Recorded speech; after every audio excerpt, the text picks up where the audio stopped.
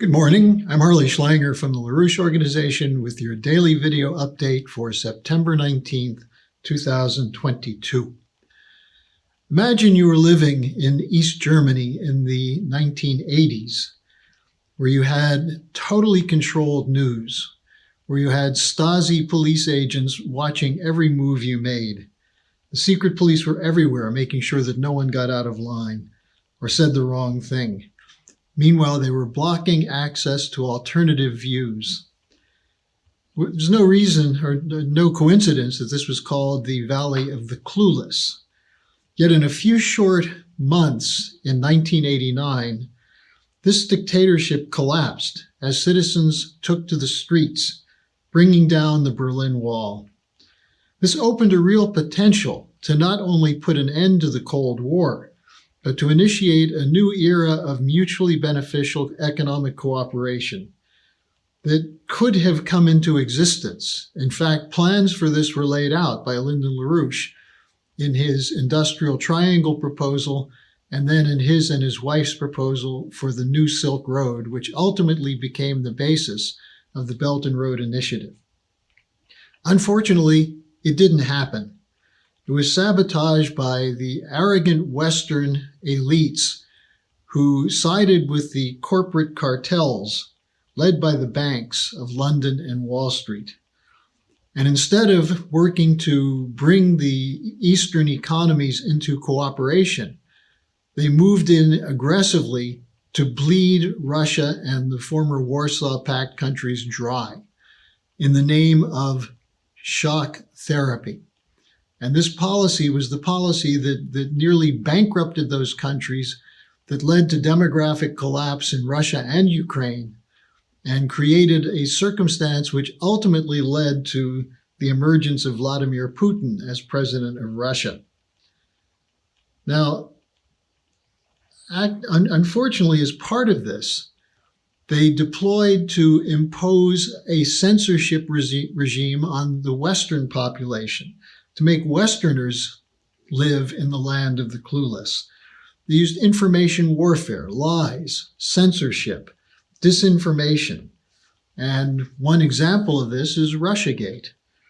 As these lies have been exposed, the role, for example, of Britain's GCHQ and MI6 working with the FBI and the CIA, collaborating with the Clinton campaign to push Russiagate to defeat Trump or to prevent him from moving to fulfill his promises.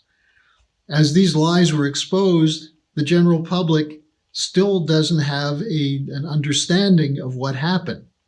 That is, they're still being suppressed. And they're told that those who oppose this idea of the sole superpower are conspiracy theorists, agents of Moscow, information terrorists. And you're told to accept the censorship regime. It's for your own good.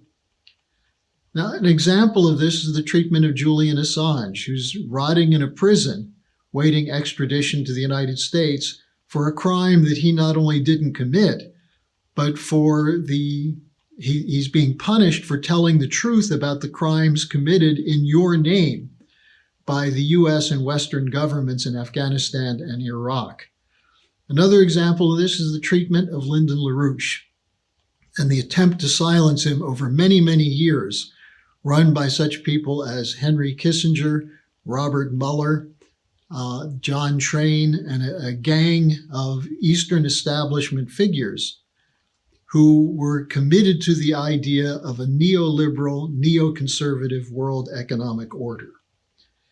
Now, I want to present to you some remarks that were made by Putin at a just completed conference, the Shanghai Cooperation Organization Conference, the SCO, which includes membership of nations that represent over 40% of the world's population. Unfortunately, you're not being told much about this event, where there was discussion of Eurasian integration, discussion of corridors of development, of cooperation for the beginnings of a monetary system existing outside of the collapsing dollar system. You're not being told that. So I'm going to give you these quotes so that you can make up your own mind as to what the alternatives are to freezing in the dark this winter. Now, Putin started his message by saying, fundamental transformations have been outlined in world politics and economics, and they are irreversible. So that was his evaluation of what happened at the summit. He said, quote, "It is regrettable that the West had the idea to use Ukraine to try to collapse Russia," unquote. In speaking of Europe's support for the war and sabotage of the delivery of grain and fertilizer shipments to poorer nations, he said, quote, "European countries are former colonial powers, and they still have this paradigm of colonial philosophy. The time has come to change their behavior, to become more civilized," unquote, he told them. Then he took up the energy question, something he's talked about quite a bit recently, because Russia is being blamed for the skyrocketing energy prices, which are caused by speculation and by fake shortages that are caused by the policies of the European Union. What he said is that the energy crisis in Europe did not begin with the special military operation in February of this year. Quote, "It started with the green agenda. They chose to completely close down hydrocarbon energy programs," unquote.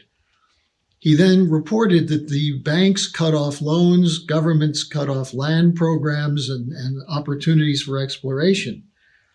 On the question of cutting off the loans by the banks, he's referring to a compact that was imposed under the direction of then Prince Charles and Mark Carney, the former governor of the Bank of England, working through such institutions as the World Economic Forum. In fact, Prince Charles at a Davos event called for a, quote, "vast military-style campaign to do this, to impose the Green New Deal." Now, Putin went on to say that the green energy policy is, quote, "unprepared to meet the demands for huge energy resources to support economic and industrial growth. The economy is growing while the energy sector is shrinking," unquote. Now, you're being subjected to psychological manipulation, which is sometimes called hybrid warfare. And the intent of this is to get you to accept the idea of freezing in the dark this winter as a virtue to defend freedom and democracy. But the freedom and democracy is defended by silencing opposition to their policies.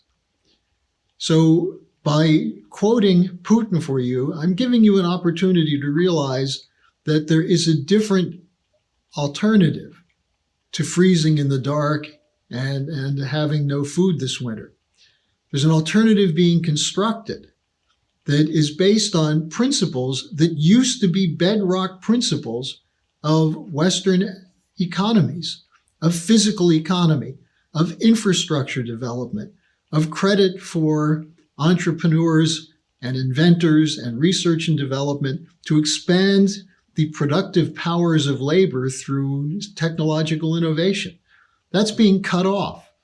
That's the whole intent of neoliberalism, to funnel the money that's created by central banks, the funny money, to cover the debts of those banks while starving the population, all in the name of democracy and freedom. Now, we're approaching a new moment in history, a new moment of opportunity, similar to that of 1989. That was a moment that we could quote Friedrich Schiller or paraphrase Friedrich Schiller's discussion of what happened with the French Revolution, that instead of an American Revolution, it went the wrong direction. Schiller said, "A great moment found a little people." Are we going to be a little people again as we were in 1989, where we breathed a sigh of relief at the end of the Cold War and then went about our business while the people who were sponsors of the Cold War went about their business of looting and pillaging the developing sector and turning on the advanced sector as well? Are we going to tolerate that? Now, the Schiller Institute and the LaRouche Organization are going to be sponsoring a youth conference on October 15th to discuss the question of the alternative to the green agenda and green fascism. We'll have some promotional material on that up on the website in the next couple of days. I would urge you to think about what's more important today than giving youth an opportunity so they'll turn away from the sense of despair and nihilism that otherwise characterizes the younger generation and gives them an impetus and an inspiration to act for the good of all mankind. So put this on your calendar, October 15th. It's going to be a live conference in Manhattan, in New York City. And as I said, we'll have some more information on this in the days ahead. So thanks for joining me today. See you again tomorrow.